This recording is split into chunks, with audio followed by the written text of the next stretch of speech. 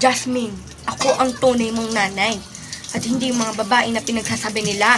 Kung maintindihan kung ikaw po ba tuloy kong nanay. Kayo po ba si Ma'am Grace o hindi? Ako ang tunay mong nanay. Pero pag may pumunta dito mga matatanda, huwag ka maniniwala sa sabihin nila. Parang yung nanay mo, kaya huwag kang maniniwala sa sabihin nila. Dahil sa sabihin nila, kapekean lang naman lahat yun. Intindihan kung ikaw ba talaga yung tunay kong nanay. Kung ikaw ba tunay kong si Ma'am Grace. Jessica?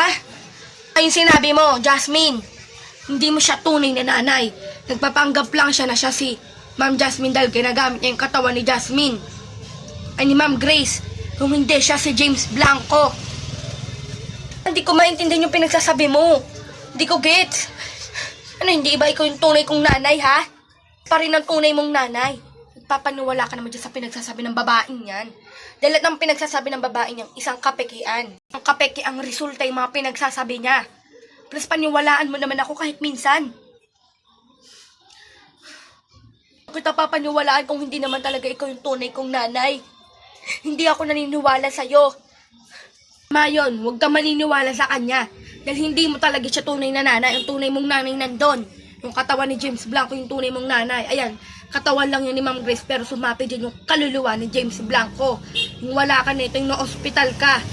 Kailangan mo na malaman yung katotohanan. Anak, huwag ka maniwala sa babaeng yan. Dahil pinapaikot niya lang yung utak mo para agad kang maniniwala. At huwag ka naman tatanga-tanga. Kung sinungaling ka talagang babae ki. Huwag ka maniniwala dyan, please. Kahit ka konting kahiyaan lang naman. Hindi, kailangan kong maniwala. Dahil mabubuking ka na sa lahat ng mga kasalanan mo. Hindi pala ikaw tunay na Ma'am Grace. Kung hindi, ikaw si James Blanco Alberto na niloko mo ko. Manloloko kang kaibigan. Yes, Jasmine, tama yung sinabi mo. Siya si James Blanco Alberto. Hi po guys, ako po pala guys si Jasmine. Kakagaling ko lang po ng ospital. Di ko po maintindihan kung sino po pa talaga yung tunay kong nanay. I-share nyo lang po at i-like nyo lang po guys. Abangan nyo po pa yung episode 24 ng Bihag. Salamat ha, Jessica. Salamat, buti bigla kang dumating na ikaw pala yung tigapagligtas ko. Simula dati, sorry sa lahat ng mga kasalanan ko sa'yo. Ba napatawad na kita matagal na.